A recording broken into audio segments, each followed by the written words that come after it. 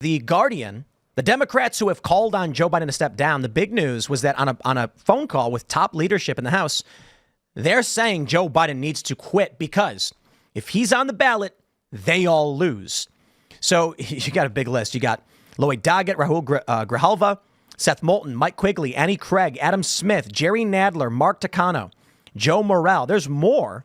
Biden ends up writing a letter to all of them basically saying, I will not step down. So to shout out Batya Ungar Sargon, we are in the staging a coup against the duly elected nominee stage of, quote, saving democracy. But remember, it's okay when they stage coups. It's cool if they do it.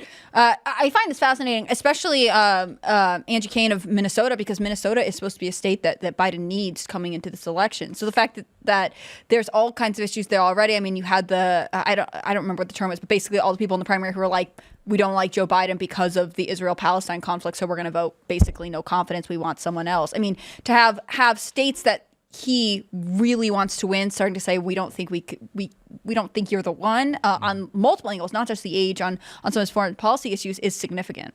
So in this letter he writes, he says, we had a democratic nomination process and the voters have spoken clearly and decisively. I received over 14 million votes, 87% of the votes cast across the entire nominating process. I have nearly 3,900 delegates, making me the presumptive nominee of our party by a wide margin. And he goes on to say, do we now just say this process doesn't matter? That's the voters don't have any say, et cetera, et cetera. If I was a Democrat calling him to resign, I have one response to this letter. Joe, deliver the speech in person. Yeah. And then I will accept your answer.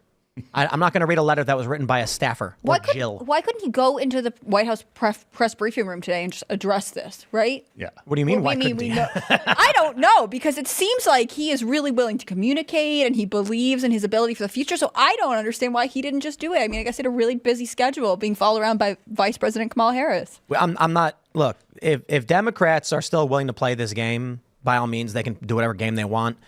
We have all known since 2020 and before, Joe Biden is not with it, and he is only getting worse. In 2020, we were talking about sundowning. We were like, this guy is sundowning. It gets late.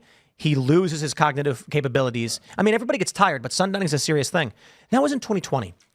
And we knew it was going to be an exponential decline. The idea that Joe wrote this letter is laughable. A staffer wrote it and sent it out. Or Jill. Because if it was Trump would do a rally and talk for 4 hours with ad-libbing with no prompter, telling jokes half the time. Yeah. Joe Biden disappears. We played the game in 2020 when Biden was campaigning from his basement and calling a lid on all of the press events. There's no press event. You can't talk to him.